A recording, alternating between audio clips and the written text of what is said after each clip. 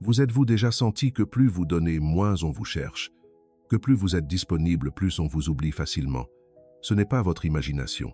Il y a quelque chose dans la manière dont vous gérez votre temps, vos paroles et votre présence qui marque une différence profonde dans la façon dont les autres vous perçoivent. Et le plus frappant, c'est ceci, vous n'avez pas à changer qui vous êtes, seulement comment vous vous positionnez. Aujourd'hui, vous allez découvrir quelque chose que très peu de femmes comprennent. La façon dont vous prenez de l'espace peut réorganiser complètement l'intérêt de quelqu'un, sans forcer, sans pourchasser, juste en faisant certains ajustements qui ont un impact direct sur la façon dont il pense à vous.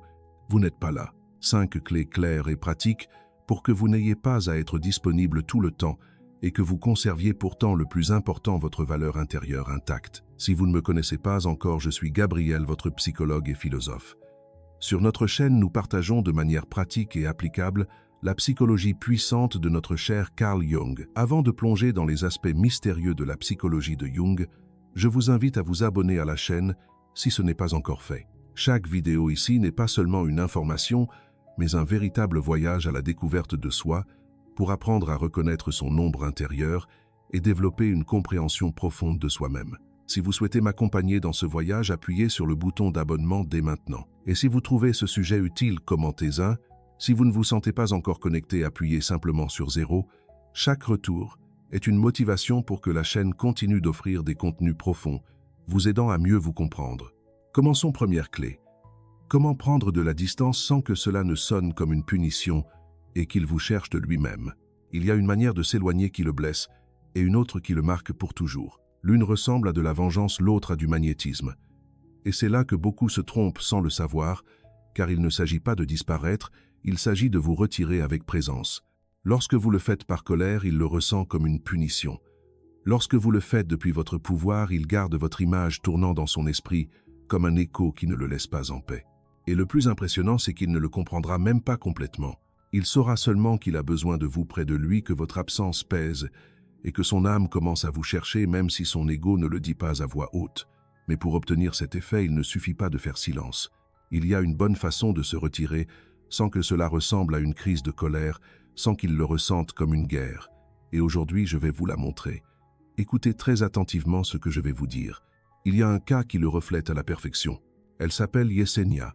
Elle n'était pas le genre de femme qui cherche la vengeance, ni celle qui poursuit des explications infinies, mais quelque chose au fond d'elle savait qu'elle donnait déjà trop. Elle se sentait présente, tout le temps disponible, claire, attentive. Et pourtant, il commençait à se comporter comme si tout cela était normal. Réponse tardive, plan de dernière minute, aucune intention réelle d'approfondir. Et chaque fois qu'elle se retirait un peu, il réagissait avec agacement ou indifférence, comme si sa distance était une attaque, comme si elle le punissait. Et cela lui faisait plus mal qu'elle ne voulait l'admettre. Un jour, au milieu de cette fatigue émotionnelle, elle m'a dit quelque chose qui m'a marqué. Je ne veux pas m'éloigner pour le blesser, mais je ne peux pas non plus continuer à être la seule à soutenir cela. Et à ce moment-là, j'ai compris que ce dont elle avait besoin n'était pas un plan pour disparaître, mais une façon de se retirer avec élégance, de lâcher, avec clarté, de marquer une distance qui ne serait pas un cri, mais un message silencieux. Alors je lui ai appris ceci. Vous n'allez pas le bloquer, vous n'allez pas lui laisser un testament, vous n'allez pas disparaître avec drame. Vous allez seulement sortir de scène comme quelqu'un qui n'a plus besoin, qu'on lui confirme sa valeur. Et c'est ce qu'elle a fait.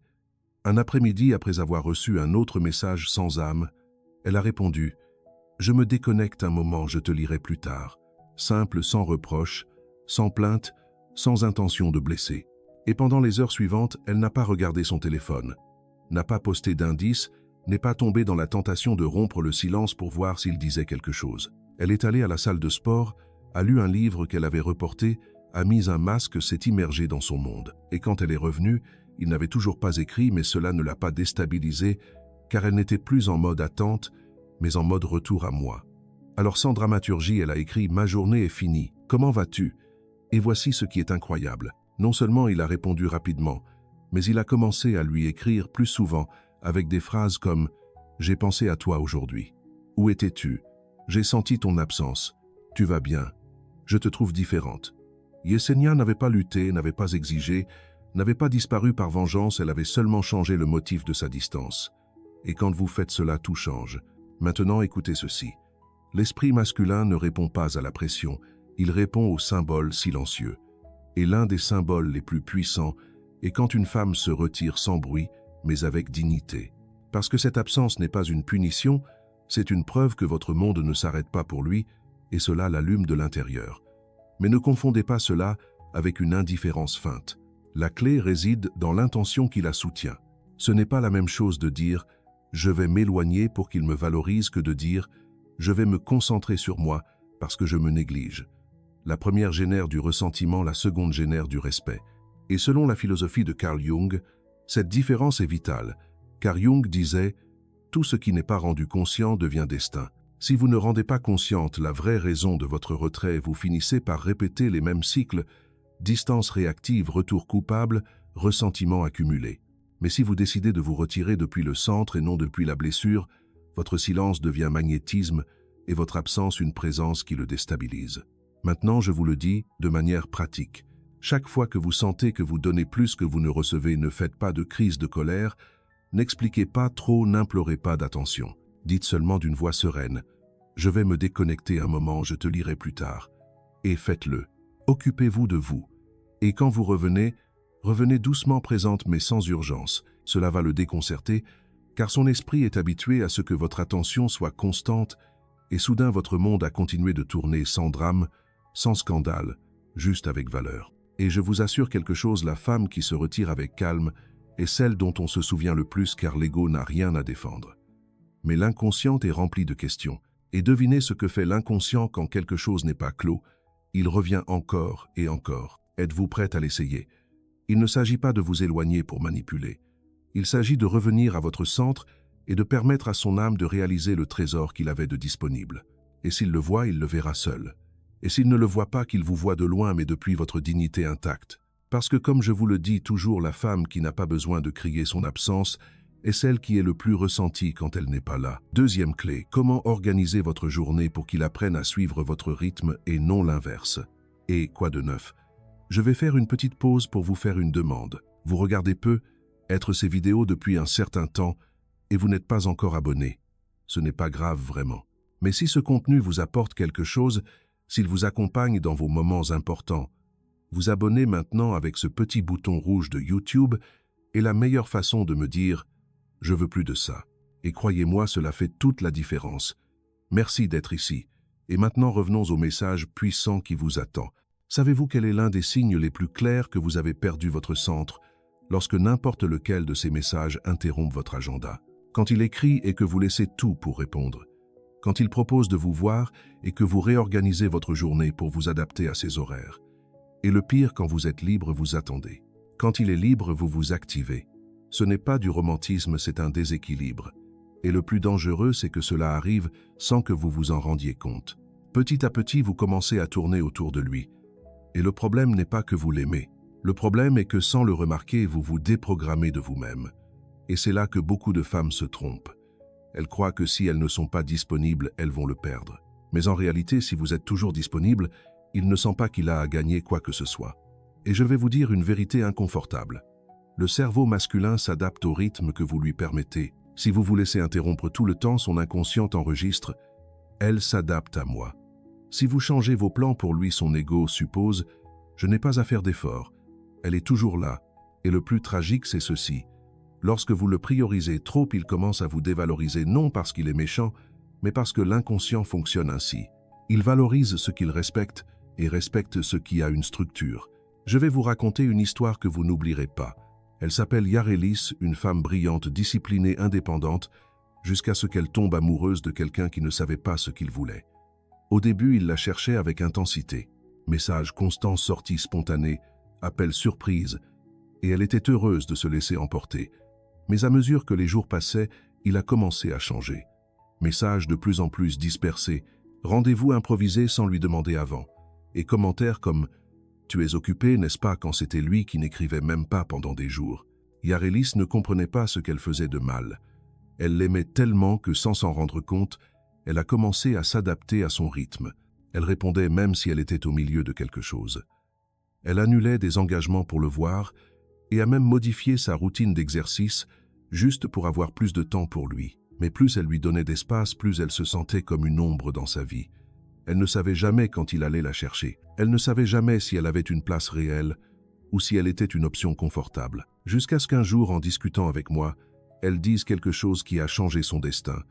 Je suis fatigué de vivre en attendant quelqu'un qui ne s'organise pas pour moi. Et c'est là que je lui ai donné une clé que vous aussi vous devez entendre. Celui qui ne s'adapte pas à votre monde ne mérite pas de l'habiter. À partir de ce jour, Yarelis a fait quelque chose de simple mais puissant. Elle a remis de l'ordre dans sa vie. Elle a établi 3 moments dans la journée pour répondre aux messages. Elle a repris ses routines, comme avant sa salle de sport, ses repas, ses études, ses hobbies. Et quand il lui écrivait à des heures qui ne lui convenaient pas, elle ne se précipitait plus. Elle disait seulement « Aujourd'hui, je suis full. Ça te dit jeudi à 18h. » Et au début, il a été déconcerté. Il ne comprenait pas ce changement. Il lui a même demandé « Tu es en colère ?» Et elle a répondu avec un sourire « Non, je me concentre juste davantage sur moi. » Dans les jours suivants, il a commencé à écrire plutôt, à demander ses disponibilités, à proposer des plans à l'avance. La raison maintenant, il devait s'adapter au rythme d'elle. Et quand cela arrive, le respect fleurit. Et quand le respect apparaît, le désir revient. Je vais vous le traduire en étapes pratiques comme vous aimez. Étape 1, définissez 3 moments dans la journée pour répondre aux messages. Exemple 9h à 10h du matin, 14h à 15h l'après-midi et 10 à 9h à 20h le soir. En dehors de ces moments, rangez votre téléphone. Faites ce que vous avez à faire. Vos affaires valent plus qu'une réponse immédiate. Étape 2. Ne dites pas oui aux plans improvisés qui interrompent votre agenda. S'il vous invite à la dernière minute, répondez avec élégance. J'adorerais, mais j'ai déjà ma journée organisée. Ça te dit demain, étape 3. Rappelez-vous, votre temps est un territoire sacré et seul celui qui saura le valoriser mérite d'y entrer. Carl Jung disait que l'âme a besoin de structure pour s'épanouir et votre énergie féminine aussi, car lorsque vous vivez désordonné par amour, vous perdez votre force. Mais lorsque vous récupérez vos horaires, vos rituels, vos espaces, votre chant change, votre présence a un impact différent et votre rythme interne devient une musique qu'il ne peut s'empêcher de suivre. Et comme vous l'entendez, l'homme qui vous voit ordonné commence à se demander comment entrer dans votre monde sans l'interrompre, car le désordre attire l'attachement, mais l'ordre attire le respect et le respect est le prélude d'un lien réel. Et vous êtes-vous prête à reprendre le rythme de votre vie, ou allez-vous continuer à donner vos heures à celui qui ne s'organise même pas pour vous voir à temps? La femme qui devient son propre horaire n'attend plus qu'il l'inclue dans son agenda, car c'est maintenant lui qui doit gagner une place dans la sienne. 3e clé, comment écrire des messages qui suscitent la curiosité? Il ne s'agit pas de vous rendre difficile, ni de jouer à ce que vous vous en moquiez, ni d'écrire comme si vous étiez un robot émotionnel. Mais il y a une vérité que vous devez entendre. Le désir a besoin d'espace pour respirer. Et souvent vous l'étouffez sans vous en rendre compte, parce que lorsque vous lui racontez tout instantanément, lorsque vous répondez sans laisser une seconde d'air, lorsque vous lui donnez des explications, des justifications, et même votre emploi du temps complet, vous perdez quelque chose de très précieux, le mystère. Et non, je ne parle pas de manipuler, je parle d'un outil psychologique réel, la pause émotionnelle.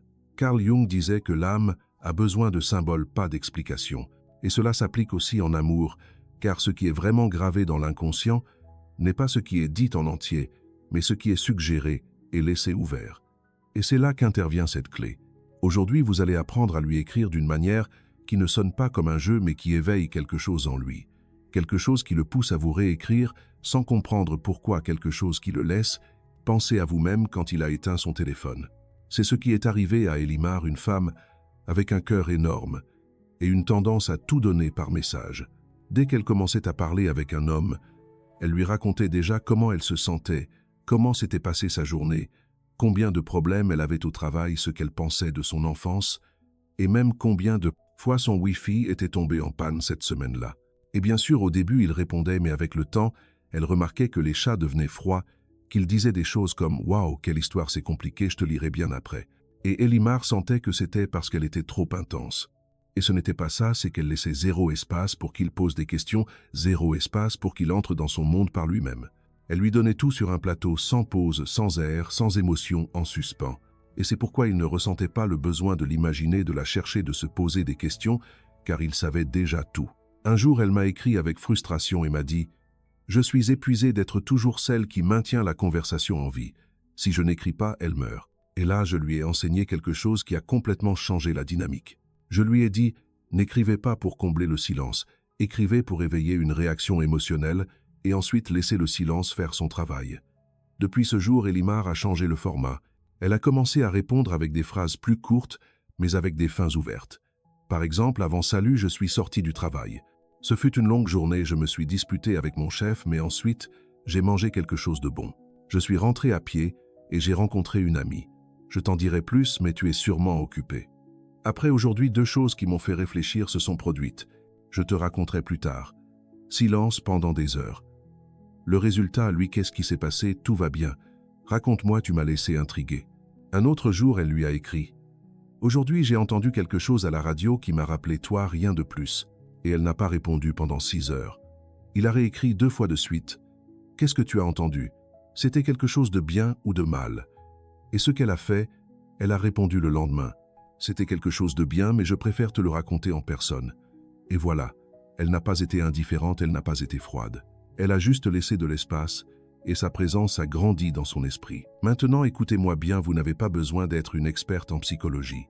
Vous avez seulement besoin de 3 ajustements simples dans votre façon d'écrire. Un fin ouverte, n'expliquez pas tout d'un coup. Exemple, il m'est arrivé quelque chose de curieux aujourd'hui. Je te raconterai plus tard. J'ai une histoire pour toi, mais pas par ici. 2 phrases avec émotion cachée, donnez une touche émotionnelle sans la révéler complètement. Exemple, ce que tu as dit m'a fait penser à quelque chose que j'ai vécu il y a longtemps. J'ai ri toute seule en me rappelant ce qui s'est passé hier. 3 temps émotionnels. Ne vous précipitez pas pour répondre. Donnez du temps à votre message pour qu'il le reçoive et le traite. Cela crée de la présence. Et si vous vous demandez, est-ce de la manipulation non manipulée? C'est mentir. C'est communiquer avec intelligence émotionnelle. C'est prendre soin de votre mystère. C'est préserver votre centre. C'est lui laisser l'espace pour vous imaginer au lieu de vous avoir résolu chaque fois qu'il prend son téléphone. Parce qu'une femme qui devient prévisible dans sa façon de parler perd de l'impact. Mais une femme qui sait écrire avec intention est gravée. Rappelez-vous ceci. Ce n'est pas combien vous parlez, c'est comment vous faites sentir, et le message qui se répète le plus dans l'esprit d'un homme est celui qui n'a jamais été complètement dit. Alors la prochaine fois que vous allez tout lui raconter, laissez-lui quelque chose à découvrir, quelque chose à demander, quelque chose à vous chercher, car lorsque vous parvenez à ce qu'il veuille fermer le cercle, vous êtes déjà dans son esprit et on n'en sort pas si facilement. 4e clé, comment poser une limite et la maintenir sans se battre pour qu'il vous respecte. Il y a quelque chose que je vais vous dire sans fioriture, car quelqu'un doit vous le dire avec vérité. Si vous ne marquez pas une limite réelle, il ne vous respectera pas comme vous le méritez, et non pas parce qu'il est une mauvaise personne, mais parce que l'être humain ne valorise que ce qu'il perçoit comme ferme. Vous pouvez avoir un bon cœur. Vous pouvez être noble, ouverte, patiente, compréhensive. Mais si chaque fois qu'il dépasse une ligne, vous ne faites que réclamer, mais ne faites rien de réel, votre parole perd de son pouvoir. Et il y a un moment où cela se remarque, quand il commence à arriver en retard sans prévenir à répondre, quand il veut à faire des commentaires déplacés, et que vous, au lieu d'agir, vous vous épuisez émotionnellement, en attendant qu'un jour par magie il change. Mais ce qui n'est pas corrigé se répète, et ce qui est permis se normalise.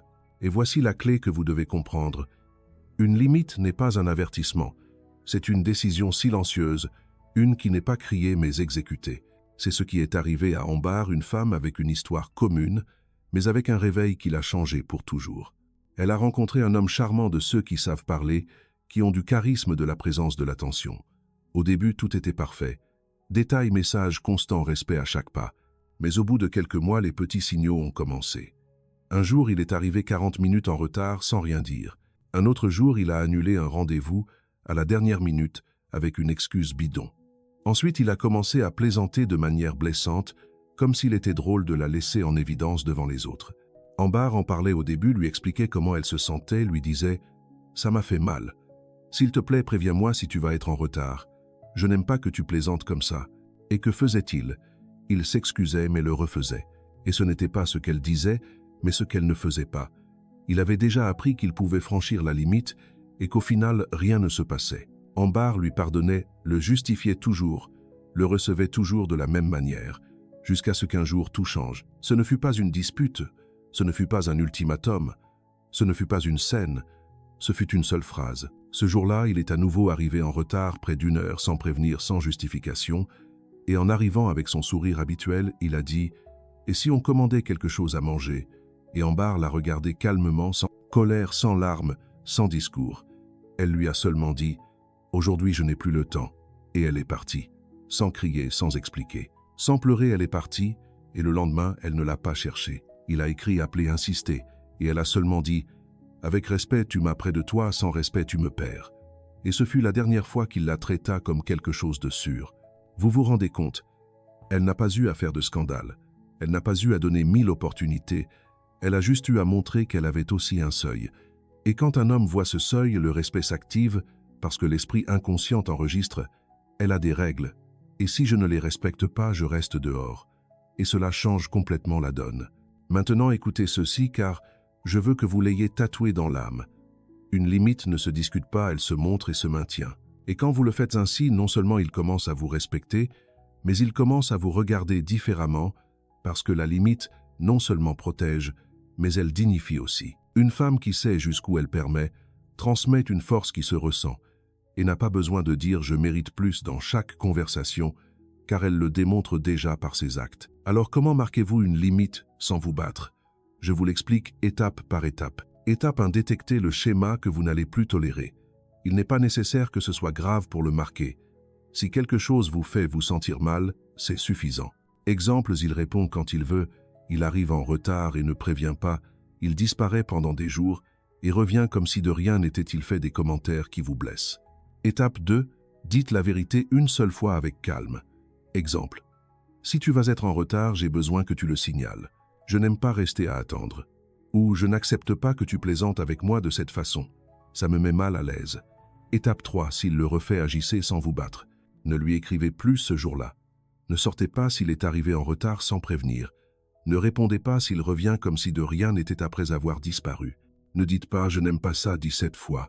Faites-le sentir par vos actes. Étape 4, maintenez la limite, même si cela coûte.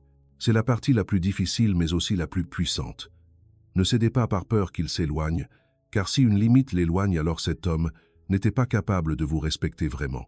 Et vous n'êtes pas là pour éduquer qui que ce soit, vous êtes là pour partager votre vie avec celui qui comprend déjà ce qu'est le respect. Carl Jung disait que ce qui n'est pas rendu conscient se répète encore et encore jusqu'à vous détruire. Si vous ne rendez pas conscient que les limites sauvent votre dignité, vous continuerez à supporter des micro-violences, des petites humiliations, des injustices quotidiennes, tout cela pour ne pas vouloir exagérer. Mais ce qui semble petit aujourd'hui devient un schéma demain. Et votre âme n'est pas venue pour être piétinée avec des sourires. Votre âme est venue pour apprendre à maintenir sa lumière même quand l'autre ne sait pas la regarder. Alors regardez-vous dans le miroir et demandez-vous, suis-je en train de maintenir une limite ou suis-je en train de supporter un manque d'amour? Parce que si vous ne tracez pas la ligne, personne ne le fera pour vous. Et si vous ne la maintenez pas, personne ne la respectera. Et je vous le dis avec le cœur, la femme qui ne s'explique pas 2 fois est celle qui se respecte le plus seule et celle qui génère le plus de respect. 5e clé, comment le revoir sans perdre votre valeur? Le rendez-vous qui le laisse penser à vous. Il y a une scène qui ne s'efface pas de l'esprit d'un homme, une qui n'a rien à voir avec le corps, ni avec le parfum, ni avec le rire. C'est cette scène où il vous voit présente mais inaccessible, où il vous a en face de lui, mais ne sent pas qu'il vous possède complètement, où vous avez passé un moment magnifique, mais vous vous êtes levé la première. C'est une empreinte psychologique qui reste marquée, car la plupart des femmes, lorsqu'elles le revoient enfin, font tout le contraire. Elles s'accrochent, se donnent émotionnellement à l'excès. Elles veulent tout résoudre en un seul rendez-vous. Elles lui confessent ce qu'elles ont manqué. Elles lui demandent « Et maintenant, qu'est-ce qu'on est ?» Et dans cet empressement de se connecter, ce qu'elles font, c'est perdre leur centre. Et il le perçoit. Il ne le dit pas, mais il le perçoit. Et le message que son inconscient reçoit est celui-ci « Je n'ai plus rien à faire. Elle est revenue. » Et comme il n'y a plus de mystère, il n'y a plus d'urgence, comme il n'y a plus de distance, il n'y a plus de valeur. Et voici la clé la plus puissante de tout votre rendez-vous, n'est pas pour revenir, il est pour laisser une empreinte émotionnelle. Et cela s'obtient avec 3 choses: présence, contrôle du temps et fin avec direction. C'est ce que Mélisa, une femme élégante, sobre, mature, a parfaitement compris. Elle était avec un homme qui par moments semblait être le bon. Ils avaient de l'alchimie, il y avait de l'attraction, la connexion était réelle, mais ils n'étaient pas prêts. Après plusieurs allées et venues, Mélissa a décidé de prendre de la distance non par colère mais par dignité. Et pendant ce temps, elle s'est reconstruite. Elle est revenue à ses hobbies, a repris sa pratique de yoga, a pris soin de sa peau, a ordonné sa routine, n'a pas attendu son message, ne s'est pas tourmentée sur les réseaux, n'a pas vécu en pause jusqu'à ce qu'un jour il écrive. Et ce ne fut pas n'importe quel message, ce fut un de ceux qui indique clairement qu'il est toujours là émotionnellement. Il lui a dit « Ça te dit de prendre un verre cette semaine, j'aimerais te voir ». Et c'est là que beaucoup échouent, car dès qu'il réapparaît, elle lui cède à nouveau tout l'espace, et sans le savoir, elles reviennent comme si rien ne s'était passé. Mais Mélissa n'était plus la même. Elle savait que les retrouvailles étaient une scène, et que sur cette scène, celle qui se montre épanouie est celle qui reste gravée. Alors elle a accepté, mais avec une condition seulement pour 1h30, pas de scènes éternelles, pas de rester jusqu'à la fermeture du lieu, pas de se perdre dans une bulle émotionnelle. Ils se sont vus sur une belle terrasse, de celles avec une musique douce et une lumière tamisée. Elle est arrivée à l'heure vêtue avec élégance tranquille, les yeux concentrés, le rire doux et zéro anxiété. Ils ont parlé, se sont remémorés. Des anecdotes ont partagé des regards. On voyait qu'il y avait encore quelque chose de fort entre eux, mais on voyait aussi qu'elle n'était plus la femme qu'il attendait. Et juste quand tout était à son apogée, elle a regardé sa montre, s'est levée calmement et a dit « Je dois partir. J'avais déjà ma soirée organisée. J'ai aimé te voir. » On continue de parler, et il est resté là, surpris, ému, presque sous le choc. Il lui a écrit le lendemain « Je ne pouvais pas arrêter de penser à toi. J'ai rêvé de toi. On peut se revoir. » Et ce n'était pas de la magie, c'était de la structure émotionnelle féminine. Et maintenant, écoutez-moi le cœur ouvert. L'erreur la plus courante après une distance est de revenir sans stratégie, sans pause, sans rythme, sans conscience. Et cela crie à son inconscient « Tu n'as pas besoin de faire d'efforts. Je suis là disponible, prête à me donner à nouveau. » Mais quand vous le voyez et que vous ne débordez pas, quand vous partagez ce moment avec légèreté et que vous partez à votre meilleur moment, vous lui laissez une empreinte énergétique qui ne s'efface pas. Parce que ce n'est pas vous qui êtes resté plus longtemps, c'est vous qui avez décidé quand vous retirez. Et c'est ça qui le rend fou. Ce n'est pas qu'il ne vous aime pas, c'est que son esprit inconscient a besoin de sentir qu'il doit vous regagner. Et si vous revenez comme si de rien n'était, vous lui volez cette opportunité. Je vais vous donner maintenant les 3 piliers d'une rencontre inoubliable. Un durée contrôlée, un rendez-vous de 60 à 90 minutes maximum. Ne restez pas jusqu'à ce qu'il le veuille. Même si vous appréciez, retirez-vous la première. Faites-le gentiment, non pas comme une punition, mais comme une femme qui a sa propre vie. 2 sujets émotionnels légers, ne parlez pas du passé. N'analysez pas ce qui s'est passé. Ne lui demandez pas s'il vous a manqué. Ne cherchez pas à redéfinir le lien à ce moment-là. La clé est qu'il sente qu'il est avec quelqu'un qui n'a plus besoin de rien conclure. 3 fins avec direction. Ne promettez pas quand vous vous reverrez. Dites seulement « on continue de parler » et disparaissez pendant 12 à 24 heures sans explication. Ce vide, cette pause, ce silence le marqueront plus que 1000 mots. Carl Jung disait que lorsque l'on retire une projection, l'autre commence à voir ce qu'il ne voyait pas auparavant. Et cela arrive aussi en amour. Lorsque vous cessez de poursuivre l'idée qu'il revienne et que vous vous montrez simplement complète, c'est lui qui commence à vous voir comme une nouvelle femme. Et cette nouvelle version de vous, celle qui sait se retirer, celle qui ne donne pas tout en une seule soirée, celle qui sourit et se lève, et celle qui reste gravée dans son système émotionnel. Maintenant, vous le savez, ce n'est pas le silence qui l'obsède. C'est le type de femme qui décide d'utiliser ce silence pour revenir à son centre au lieu de l'utiliser comme une punition. Ce n'est pas le message froid qui le poursuit. C'est cette phrase courte simple qui laisse un espace émotionnel ouvert et qui tourne en boucle dans son esprit. Ce n'est pas votre absence qui l'éveille. C'est le fait que votre vie a continué sans lui, avec calme, avec ordre, avec dignité. Parce que lorsqu'il voit que vous ne mendiez pas l'amour, mais que vous prenez soin de votre valeur, son esprit cesse de sentir qu'il peut vous laisser tomber si facilement. Et à ce moment-là, il cesse de penser à vous comme une option et commence à se souvenir de vous comme une perte qu'il ne veut plus commettre. Ainsi, il ne s'agit plus d'attendre qu'il vous manque. Il s'agit de devenir cette femme qui, même si elle est présente un moment, reste dans sa mémoire pendant des jours. Et si cela résonne en vous, écrivez-le avec force ci-dessous. Je n'ai pas besoin de courir après pour être inoubliable, car à partir d'aujourd'hui, votre distance ne sera pas une absence, mais un impact émotionnel, silencieux. Et ça, mon amour, ça vaut plus que 1000 mots.